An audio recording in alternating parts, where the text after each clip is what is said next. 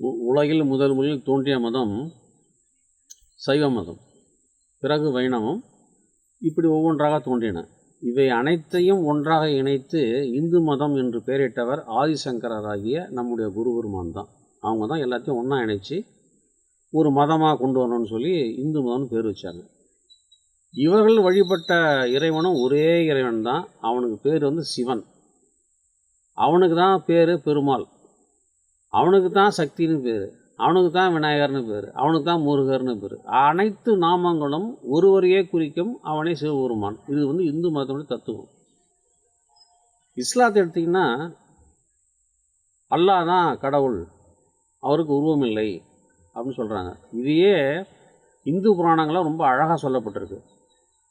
உருவமற்றவர், ஜாதியற்றவர், நிறமற்றவர், சர்வசக்திமான், அவருக்கு ஈஸ்வரன் என்று பெயர்னு சமஸ்கிருதத்தில் சொல்லியிருக்காங்க. ஈஸ்வரன்னு சொன்னாலும் ஒன்று தான், அல்லான்னு சொன்னாலும் ஒன்று தான்.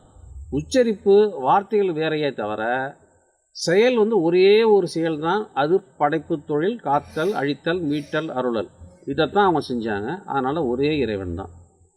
இப்போ கிறிஸ்டியானிட்டியில் எடுத்துக்கிட்டிங்கன்னா, நானே உன்னுடைய உயிரும் உடலுமாக இருக்கிறேன் அப்படின்னு இயேசு கிறிஸ்து சொல்லியிருக்கார்.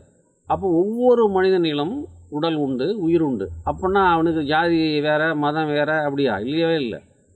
இவனுக்கு இருக்கிற உயிர் தான் அவனுக்கு இருக்குது, இவனுக்கு இருக்கக்கூடிய 2 கை கால் தான் அவனுக்கும் இருக்குது. அப்போ வெவ்வேறு கடவுள் எப்படி இருக்க முடியும்? பரிசுத்த ஆவியாகிய அந்த ஈஸ்வரனாகிய அந்த அல்லாஹ் ஒரே கடவுளே தவிர வேறு கடவுள்கள் கிடையாது. ஒரே கடவுள் தான், அவருக்கு பல நாமங்கள். இதைத்தான் எல்லா வேதங்களும் சொல்லுது. ஆனால் மனிதர்கள் இதனை ஏற்றுக்கொள்ள மாட்டார்கள். ஏன்னா அவனுக்கு உண்மை தெரியல. அப்படி தெரிஞ்சாகணும், அதை அவன் மனசு ஏற்றுக்காது. ஆனால் உண்மை இதுதான், இறைவன் ஒருவனே, அவனுக்கு பல நாமங்கள். ஆகவே அவனை நாம் வணங்குவோம், துதிப்போம், போற்றுவோம். எல்லோருக்கும் வணக்கம்.